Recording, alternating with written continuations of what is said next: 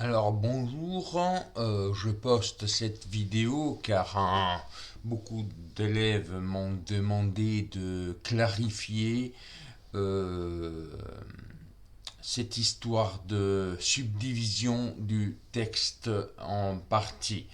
Nous travaillons sur le texte de Pascal que j'ai titré La haine de la vérité. Donc tout d'abord, je le relis.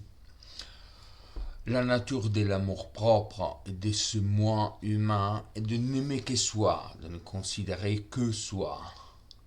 Mais que fera-t-il? Il ne saurait empêcher que cet objet qu'il aime ne soit plein de défauts et de misère. Il veut être grand, il se voit petit.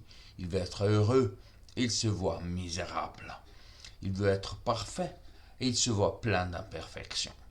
Il veut être l'objet de l'amour et de l'estime des hommes, et il voit que ses défauts ne méritent que leur aversion et leur mépris. Cet embarras où il se trouve produit en lui la plus injuste et la plus criminelle passion qu'il soit possible de s'imaginer. Car il conçoit une haine mortelle contre cette vérité qui le reprend et qui le convainc de ses défauts. Il déciderait de l'anéantir et ne pouvant la détruire en elle-même, il la détruit autant qu'il peut dans sa connaissance et dans celle des autres. C'est-à-dire qu'il met tout son soin à couvrir ses défauts et aux autres et à soi-même, et qu'il ne peut souffrir qu'on les lui fasse voir, ni qu'on les voie. Il y a différents degrés dans cette aversion pour la vérité, mais on peut dire qu'elle est dans tous en quelques degrés parce qu'elle est inséparable de l'amour-propre. C'est cette mauvaise délicatesse qui oblige ceux qui sont dans la nécessité de reprendre les autres, de choisir, pardon, ceux qui sont dans la nécessité de reprendre les autres, de choisir tant des détours et des tempéraments pour éviter de les choquer. Il faut qu'ils diminuent nos défauts, qu'ils fassent semblant de les excuser, qu'ils y mêlent des louanges, des témoignages d'affection et d'estime.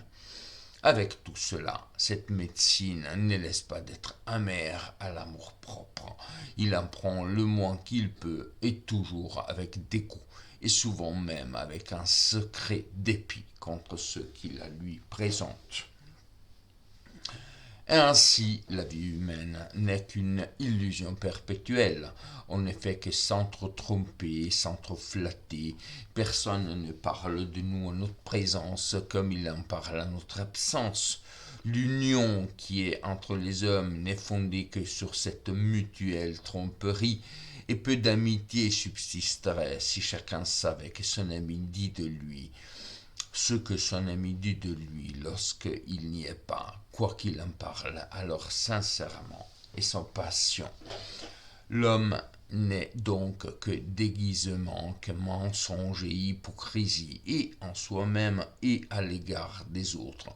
Il ne veut pas qu'on lui dise la vérité, il évite de la dire aux autres, et toutes ces dispositions si éloignées de la justice et de la raison ont une racine naturelle dans son cœur. Voilà, ce texte, nous l'avons très largement travaillé. Et donc là maintenant, justement, moi j'ai repris les photos des tableaux de mes cours. Et comme on le voit ci-dessus, et donc là, je commence à refaire les cours de ce même cours sur qu'est-ce que précisément une subdivision du texte en ces parties, qui est une exigence primordiale parce que la subdivision du texte en parties représente à la fois pour les séries techno que pour les générales le plan de lecture qui se traduit en un plan d'écriture. Donc une fois que vous avez énoncé comment le texte peut se subdiviser, dans l'introduction, vous avez les plans aussi de votre écriture. C'est-à-dire comment votre explication va se faire. C'est différent un peu de la rédaction propre, la rédaction proprement dite pour les séries techno et les séries générales, mais en tout cas, cette capacité, cette nécessité de subdiviser le texte en ses parties est commune, car c'est le cœur de la compréhension du texte dans sa structure de base. Voilà. Donc maintenant, justement, je vais organiser l'écran avec les tableaux que ceux qui ont fait cours connaissent. Voilà. Ok, je mets ici.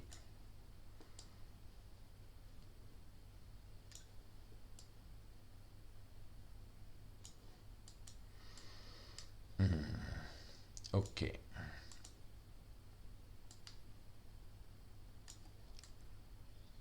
Voilà. Alors, tout d'abord, c'est ça qui nous intéresse. C'est bon, je me mets petit comme ça, on peut bien voir le tableau. Voilà, c'est ça. Bon, je peux aussi m'agrandir. Ok. Alors voilà, tout d'abord, ce qu'on a travaillé est à partir de cette phrase, de ce propos, de cette consigne qui est présente sur les copies de bac, sur les feuilles que vous trouvez avec les consignes lors du bac à propos de l'explication des textes. Donc vous avez la fameuse phrase énoncer la thèse et montrer la façon dont elle était établie. Voilà.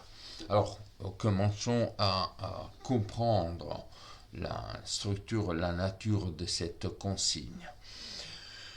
Et alors, tout d'abord, la thèse, nous le savons, la thèse est ce que l'auteur dit dans le texte, affirme. Et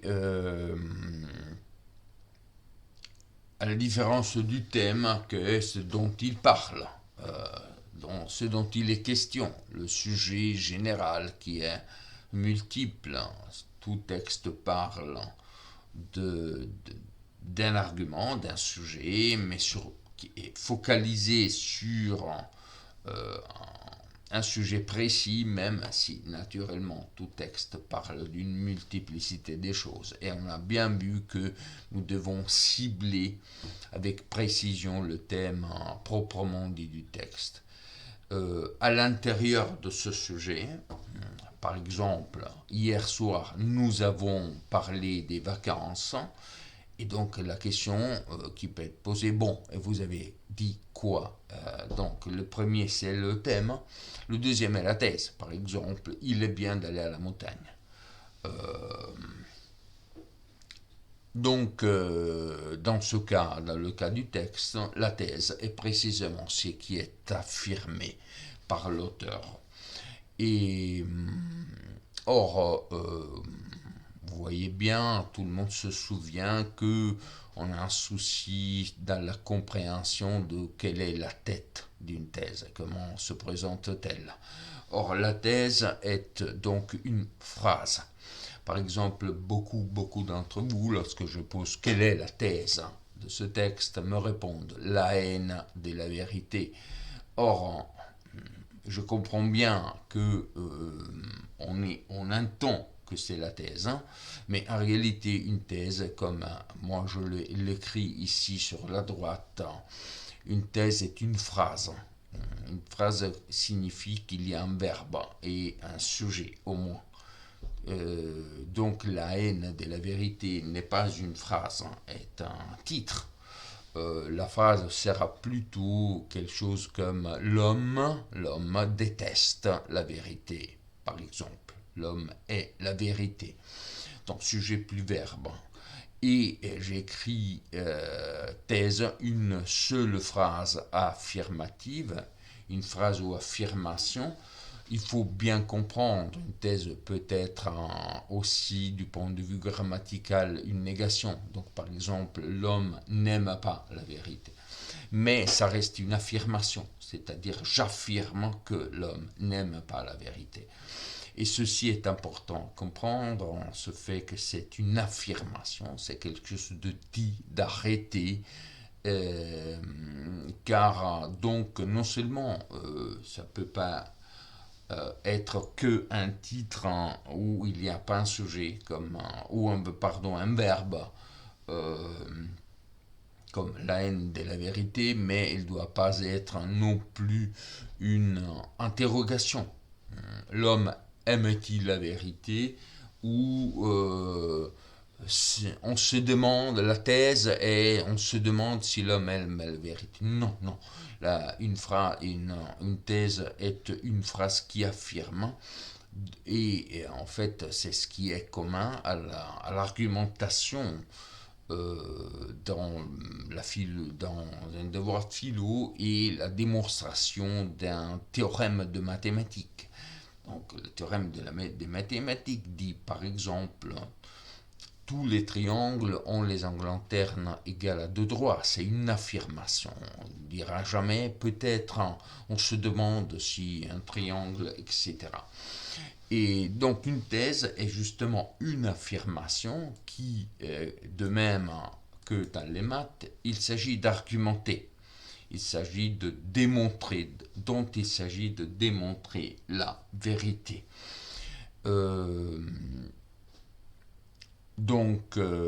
Oui, pourquoi pourquoi je le dis comme ça?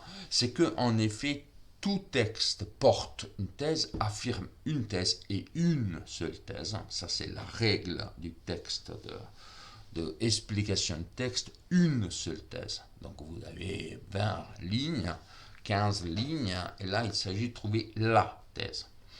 Et même, on va le voir, et on l'a vu, si elle apparaît un peu éparpillée ou répétée aussi. Donc il faut condenser, synthétiser et arriver à dire la thèse en une seule phrase. Donc tout texte énonce une thèse et en tant que tel, de même en maths, vous avez la thèse et la démonstration. De même en philo, vous avez la thèse et la démonstration qui s'appelle argumentation. Donc tout texte est une argumentation visant à l'établissement de la thèse affirmée. Or, c'est quoi une argumentation? Vous le voyez encore à droite, argumentation est le chemin à travers lequel une thèse devient une conclusion. Ça veut dire quoi? Ça veut dire que une thèse est ce qui est affirmé. Or, on va le voir avec le fameux exemple du sushi. Lorsque vous voulez convaincre quelqu'un qui ne veut pas qui n'est pas d'accord avec vous, donc dans notre exemple, on va le voir. Vous voyez que vous voulez aller manger du sushi avec papa, ou pas avec lui en tout cas, aller manger du sushi, il vous dit non, t'as ton bac à préparer. Et alors il s'agit d'affirmer qu'il est bien sortir manger du sushi. Ça c'est votre thèse. Donc thèse à démontrer à papa, nous voulons le convaincre. Papa, il est bien, tu m'envoies, tu me permettes d'aller manger du sushi. Or, vous trouvez, vous concoctez une série de passages. C'est très naturel, c'est pour ça que je vous l'ai toujours dit. Il faut faire concret et comprendre c'est quoi une argumentation, c'est pas une trouvaille technique de la philo, c'est vraiment une chose totalement naturelle. Aristote disait tout homme argumente. Dès que vous voulez obtenir quelque chose, vous tirez pas sur la personne, vous la tabassez pas, vous volez pas quelque chose, vous argumentez. Et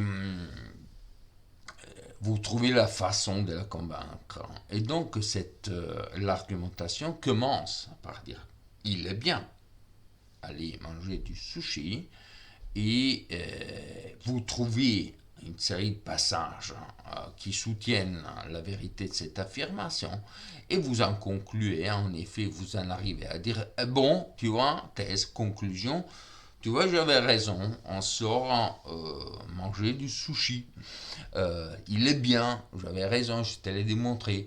Donc, c'est quoi une argumentation? J'affirme une thèse, voilà, je la pose, je fais les passages et je parcours les passages de l'argumentation dont on a dit qu'ils s'appellent les prémices, et je tombe, vous voyez la flèche qui, là, depuis la thèse, tombe sur la thèse encore, mais comme conclusion. Donc, c'est un cercle, mais c'est une spirale, car nous tombons plus haut.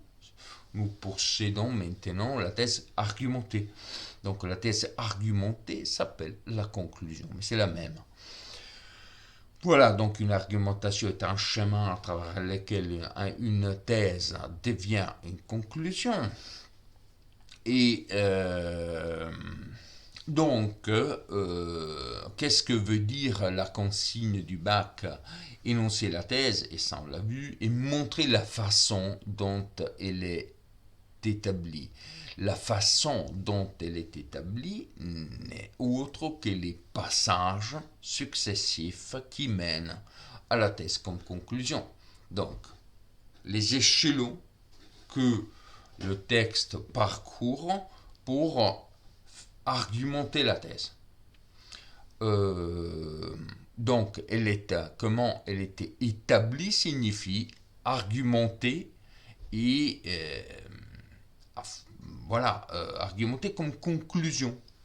C'est-à-dire les passages qui font en sorte qu'à la fin, vous puissiez dire donc, thèse. Donc, il est bien sortir manger du sushi. Donc, en résumant, un texte porte une thèse qui s'énonce à l'intérieur d'un sujet général du thème, mais en tout cas, tout texte porte une thèse, affirme une thèse, et l'argumente. Le texte est une argumentation, l'argumente en passant à travers des passages successifs qui sont ce qu'on appelle les prémices. Les prémices qui sont posées avant quelque chose, qui conduisent à la thèse posée, donc finalement argumentée comme conclusion. Donc voilà, l'exemple qu'on avait fait, qu'on est en train encore de faire, est que vous avez quelqu'un à convaincre de quelque chose pour obtenir les résultats que vous désirez obtenir. Et là, c'est tout un discours à faire, et justement, nous y sommes, car c'est pas évident, dira justement Pascal, que notre but soit réellement la vérité. Mais en tout cas, voilà, c'est une simple observation, digression. Donc, vous avez la thèse. Vous devez convaincre papa qui n'est pas d'accord, car vous devez étudier pour votre bac à vous permettre de sortir. Donc, voilà la tâche, voilà la consigne. Il est bien sortir manger du sushi. Il est bien que tu me laisses sortir. Il est bien que tu sortes avec moi. Et voilà, vous avez une créativité qui se met en marche, mais on a déjà fait ça et on fera ça, c'est-à-dire on se pose une, une chose qui nous tient à cœur, nous voulons convaincre quelqu'un, car en tout cas, ceci sera la besogne du grand oral. Dans le grand oral, vous aurez un jury et vous devrez le convaincre pertinemment que c'est bien, qu'il apprécie votre plan, votre projet de vie, d'études, et finalement qu'il vous donne le bac. C'est ça, hein, vous devrez le convaincre. Et et vous utiliserez une argumentation qui ne sera pas de l'ordre de l'éloquence. L'éloquence est que tu trouves des moyens pour tout simplement plaire, disons comme ça. Tout simplement, n'est pas du théâtre, c'est-à-dire il ne faut pas qu'on vous applaudisse pour votre expressivité théâtrale. Non, il faut que vos argumentations soient fortes, logiquement, qu'elles posent la thèse et qu'elles l'amènent jusqu'à montrer qu'elle est bien fondée. Parce qu'on doit vous dire, oui, ton projet tient la route. Donc il n'est pas question d'une beauté d'argumentaire ou d'une façon théâtrale comme le film avec Daniel Auteuil le montre, de brio.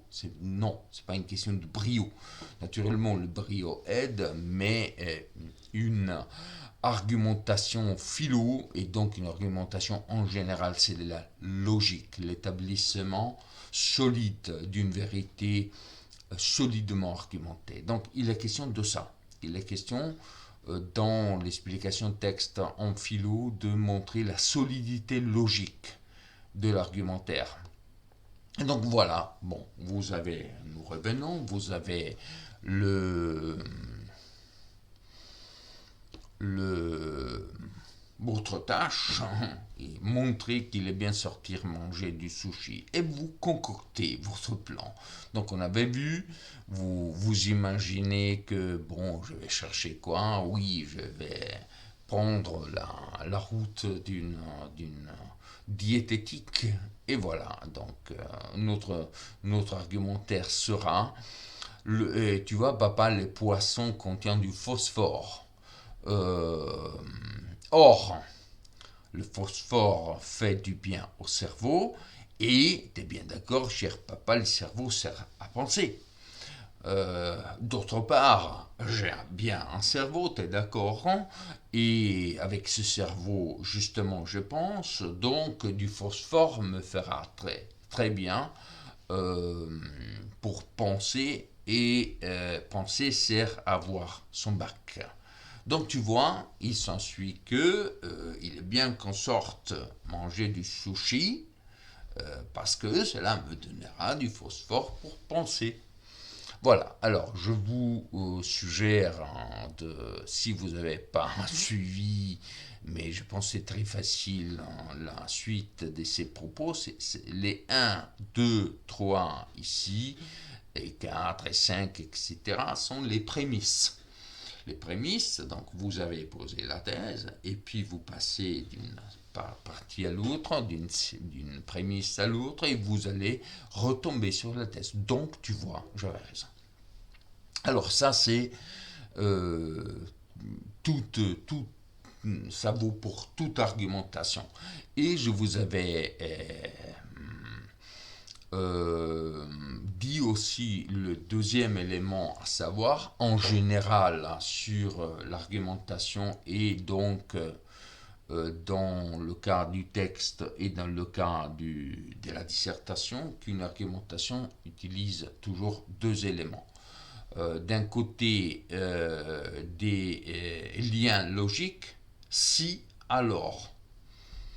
Donc des prémices et conséquences.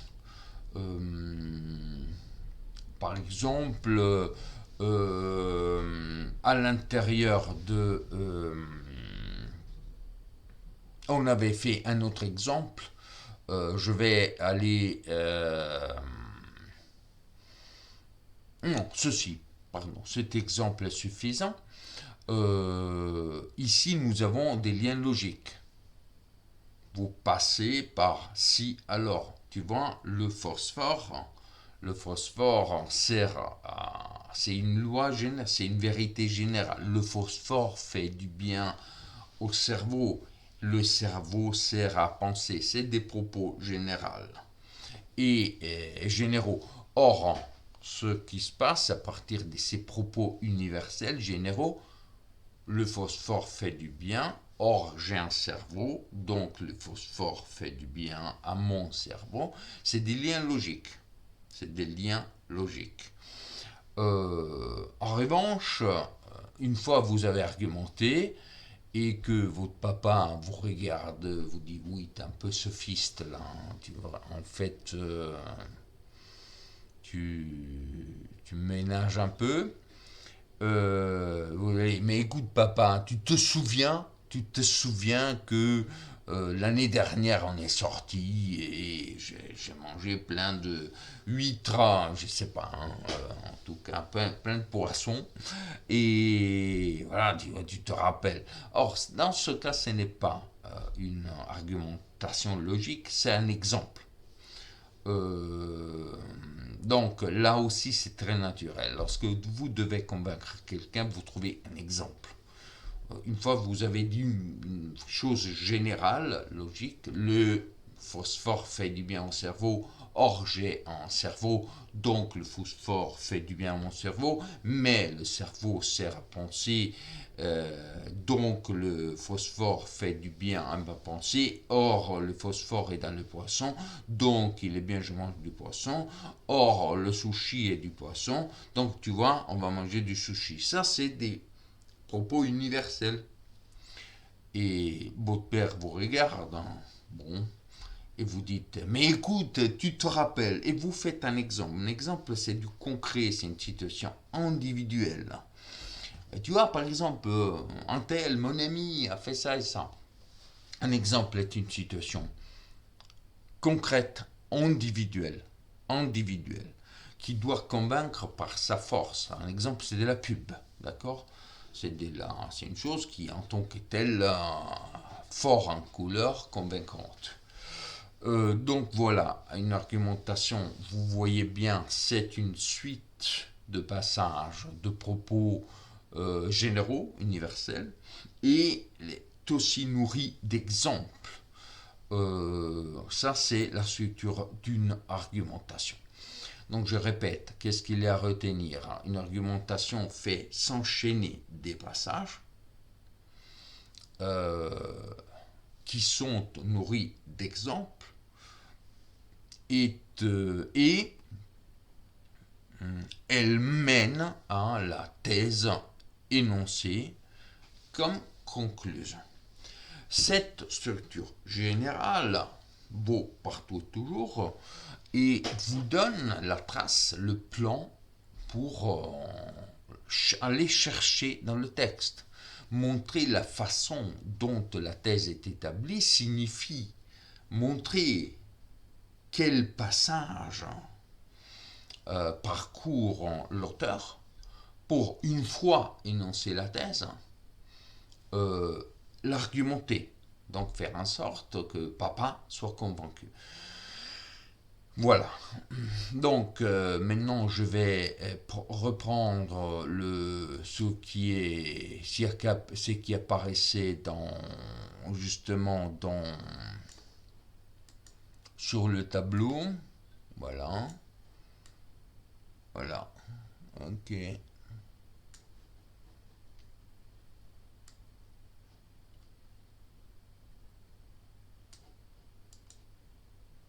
Alors je mets tout petit comme ça. Ok. Alors, je mets en bas. J'aime pas. Voilà. Je me mets en bas ici. Ok. Donc, nous reprenons ce même texte, la haine de la vérité, ça c'est ce qui apparaissait en projeté. Voilà. Donc, alors, la première chose que j'avais dit est, une fois vous avez un texte c'est du concret, c'est du multiple et vécu. Et ce n'est pas un théorème de maths comme quoi vous avez une thèse dite une fois c'est tout. Dans un théorème de maths, justement sur les angles internes, vous allez pas, le mathématicien ne va pas répéter la thèse, hein, ne va pas dire, euh, par exemple, les angles internes de tout triangle sont des angles droits, et puis il commence soit à donner un triangle, tel triangle est fait de telle façon, et puis il répète. Parce que, en tout cas, il faut bien comprendre que les angles internes sont de droit. Non, il l'a dit une fois. Il est là, et puis il la reprend à la fin, comme conclusion. Dans le cas d'un texte de philo, non, c'est pas ça. Donc la thèse est dite plusieurs fois. En l'occurrence, elle est dite d'une façon là, d'une autre façon là, un fragment vous trouvez là, donc il faut la choper, il faut la trouver, et où elle se présente, et en faire une synthèse, un propos. Euh, Nous, donc la première chose à voir est que donc on était bien d'accord que la première occurrence, c'est-à-dire apparition de la thèse, de l'énonciation de la thèse, c'est là. Une fois dit euh, que l'homme est régi par l'amour propre, donc de comment il apparaît, de comment donc oui, il apparaît donc et aimé par lui-même et par le monde. Il a bien à dire que c'était comme il est. Finalement, il correspond pas à ce qu'il voudrait être ou apparaître. L'homme conçoit une haine mortelle contre cette vérité qui le reprend et qui le convainc de ses défauts. Euh, voilà, donc là c'est vraiment, vraiment clairement la thèse, parce qu'elle est dite avec aussi ce qui, disons, l'appui, euh, comme la vérité le reprend et les commente ses défauts, comme la vérité convainc l'homme de ses défauts, alors il conçoit une haine mortelle contre celle-ci. Euh, Vous pouvez à la rigueur dire aussi la thèse est l'homme est la vérité, point. Mais en réalité, comment dire, la façon complète de le dire est l'homme, justement, est la vérité car la vérité montre ses défauts. Ou qui montre ses défauts. Là, c'était la thèse et tout le monde a été d'accord. Mais vous voyez que justement, directement, tout de suite après, il dit c'est-à-dire, il met tout son soin à corriger ses défauts aux autres à soi-même. Là, c'est, si vous voulez, une répétition. C'est une répétition de cette même affirmation. Il l'a dit une fois, et il la répète. Donc, c'est-à-dire, il l'explique, il la répète. Et donc, là, je mets un pause un instant. Et donc voilà, d'un côté, vous avez déjà qu'elle est dite deux fois. Une fois, l'homme conçoit une haine mortelle contre la vérité car elle le reprend, qui le reprend, et puis c'est-à-dire il met tout son soin à cacher la vérité, etc. Donc c'est une forme de répétition. Et, et puis si vous voulez, lorsque vous parcourez encore le texte, lorsqu'il dit il en prend le moins qu'il peut et toujours avec dégoût, là encore, c'est encore dit que l'homme n'aime pas, il est dégoûté de la vérité. Et puis, encore, lorsque vous avez ainsi la vie humaine n'est qu'illusion perpétuelle, et puis encore, l'homme n'est donc que déguisement, mensonge et hypocrisie, là, ce sont des manières de énoncer toujours le même concept, la même thèse. Donc, l'homme est la vérité, l'homme est dégoûté de la vérité, l'homme met tout son soin à la cacher, et la vie humaine est un mensonge perpétuel, etc. Donc c'est ça, c'est un concept qui se répète. Donc c'est une thèse qui se répète. Et donc il faut, lorsque on cherche et on trouve la thèse, savoir aussi repérer les endroits où elle se présente. Ceci est très important, et très important aussi dire que ce n'est pas toujours totalement explicite. Il faut la chercher, il faut la déterminer à l'intérieur du texte. Donc ça, c'est la première chose.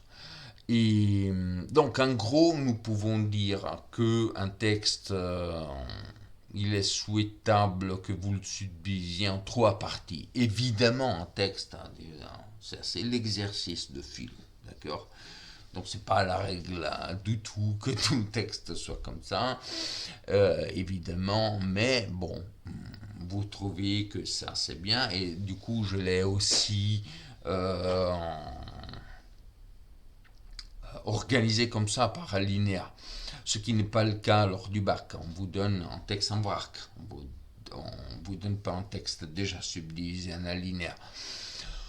Or, donc, revenons à nous. Ce que nous avons à dire est par quel passage le texte se procède, avance. Donc, c'est la dit, il s'ensuit, voilà. Donc les passages sont ce qui est nécessaire, sont les échelons pour l'établissement d'une thèse. Et nous avons vu que ce texte était aisément subdivisible en 3 passages. Et j'avais donné comme consigne comme explication que chaque partie, lorsque vous faites la subdivision en parties, doit être énoncée selon sa fonction logique et brièvement selon son contenu. Alors c'est quoi une fonction logique? La fonction logique est qu'est-ce qu'il est en train de faire logiquement, c'est-à-dire du point de vue de l'argumentaire, dans cette telle partie. Or, dans notre subdivision en 3 parties, on avait été d'accord que dans la première partie, ce que Pascal fait est poser la thèse, énoncer la thèse. Donc j'ai écrit position de la thèse. Il est bien vrai, vous pouvez bien dire que ce passage introduit, c'est une introduction, mais il faut bien être au clair. Une introduction en tant que telle relève de ce qu'on appelle justement là, si vous voulez, la simple rhétorique.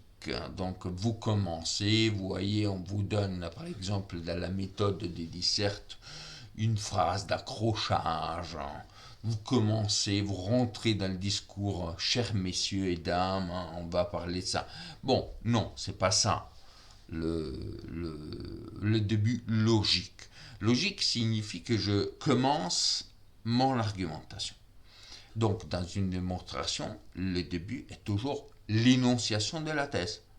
Tout triangle a des angles et les angles internes égaux à 2 droits. Donc, la fonction logique est le rôle que cette partie a dans l'argumentaire. Ici, le rôle de la première partie est énoncer la thèse, poser la thèse, mais vous êtes bien d'accord qu'elle est aussi argumentée. C'est-à-dire qu'il commence avec la prémisse de la thèse. Il dit quoi? Il dit que l'homme est habité, naturellement habité, comme il le dira à la fin. La racine naturelle chez l'homme de sa vie spirituelle, mentale, est l'amour-propre. Donc l'homme est habité et gouverné par l'amour-propre, qui veut qu'il soit tout beau, tout joli. Or, ce n'est pas le cas, très souvent, donc il est la vérité. Voilà, ça c'est la première partie. J'énonce la thèse, dans ce cas, j'énonce la thèse, en l'argumentant brièvement et fortement.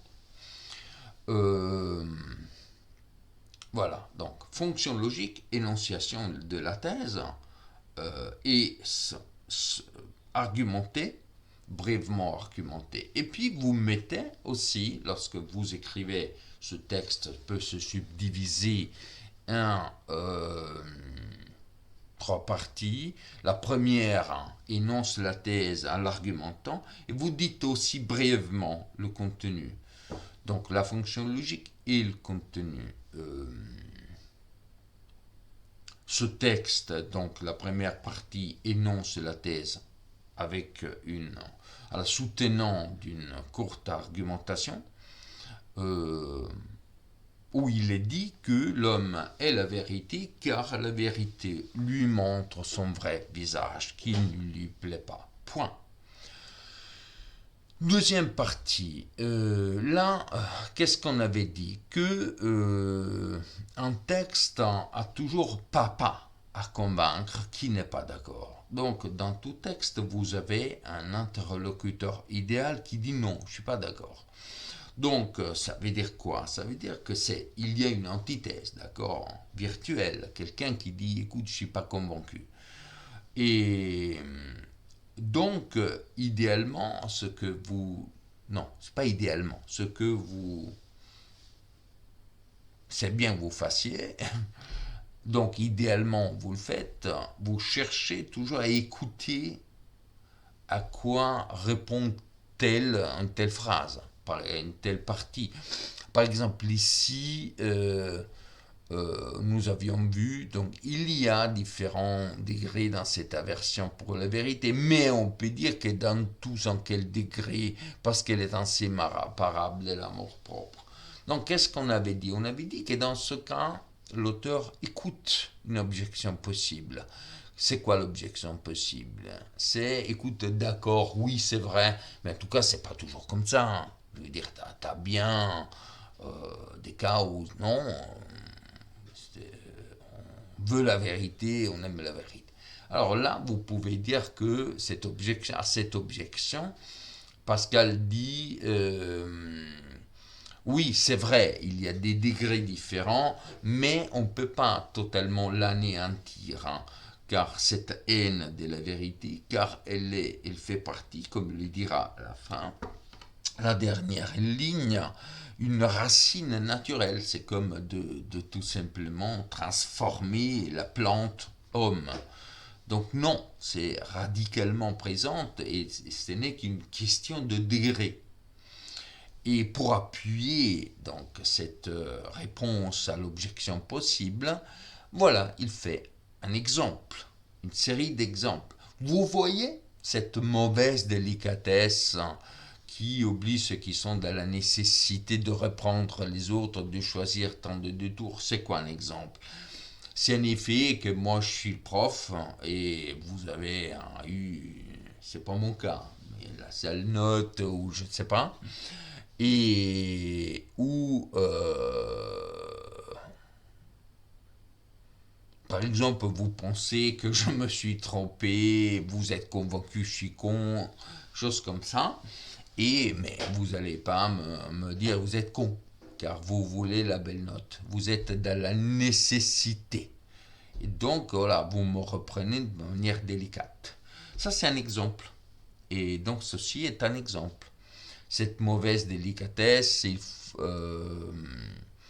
vous voyez, une fois dit ça, donc d'un côté, vous m'objecterez qu'elle n'est pas toujours là, donc cette partie-là euh, renforce la thèse à partir d'une objection. C'est-à-dire l'objection, c'est pas toujours le cas. Mais si, tu vois, même dans le cas d'une délicatesse, là aussi. Et donc à la fin, il dit, avec tout cela, en tout cas cela n'est que plus dégoûtant, il en prend le moins qu'il peut. Donc il revient sur la thèse, donc il renforce la thèse.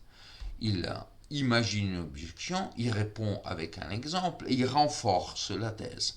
Donc, c'est quoi la fonction de cette deuxième partie? C'est de renforcer la thèse. Donc, il répète encore une fois la thèse. Vous voyez, c'est la thèse la deuxième fois. Euh, Comme c'est écrit ici sur la gauche. Il renforce la thèse en montrant qu'il gagne contre l'objection. Donc, il recule pour riposter encore plus fort. Donc, première partie, fonction logique. J'énonce la thèse à l'argumentant. Deuxième partie, en feignant une objection implicite, je la prends en compte avec un exemple, je la pose encore plus fortement, donc renforcement, et comme ça me donne le passage à la troisième partie qui clôt, qui conclut, qui donc fait éclater d'autant plus fortement la thèse. Ainsi, vous voyez où que vous alliez, même dans le cas d'une amitié, même dans le cas d'une délicatesse, à l'occurrence sincère, en tout cas, on n'échappe pas. Donc cela confirme ce que j'avais dit et ça devient une vérité universelle, absolue. La vie humaine n'est qu'illusion perpétuelle. L'homme n'est que déguisement et hypocrisie. Donc c'est quoi la fonction logique de cette troisième partie? D'un côté, la thèse se représente, mais voilà, d'un cran, disons, on est monté d'un cran. Ça devient vraiment une vérité universelle. La vie humaine n'est que illusion perpétuelle. L'homme n'est qu'hypocrisie, car radicalement, vous voyez, cette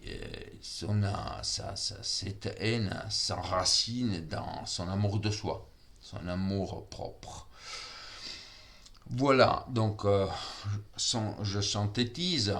Qu'est-ce que nous écrirons? Nous écrirons ce texte peut se subdiviser en trois parties. Dans la première partie, fonction logique, la thèse est énoncée appuyée par une courte argumentation. Contenu, Pascal y affirme que l'homme aime la vérité et la vérité car la vérité le montre tel qu'il est. Donc celle-ci est la première partie. La deuxième partie, donc je montrerai le lien logique entre les deux parties, le lien d'argumentaire. Donc qu'est-ce que vous direz? La deuxième partie répond à une objection possible avec un exemple, ce qui mène à confirmer, à renforcer encore plus la thèse. Donc vous pouvez dire la deuxième partie, fonction logique, renforce la thèse à travers la réponse à une objection possible. Pascal y considère l'objection, ça c'est le contenu, que ce n'est pas toujours le cas, mais avec son exemple, il montre que c'est bien le cas. Voilà, ça c'est la deuxième partie. Il s'ensuit, vous voyez, lien entre la deuxième et la troisième, il s'ensuit une affirmation encore plus éclatante, définitive, de cette même thèse, qui devient donc une vérité pervasive et universelle de la vie humaine. Ainsi, la vie humaine n'est qu'illusion perpétuelle parce que l'homme n'est masque et déguisement, car l'amour-propre est dans sa nature. Voilà, ceci est une subdivision du texte, d'un texte en partie. Révisez cette explication. Je vais aussi poster une autre vidéo pour l'autre texte qu'on a vu, c'est-à-dire le texte de Platon Calliclès Gorgias, où encore je répéterai ces mêmes concepts. Donc, je vous salue.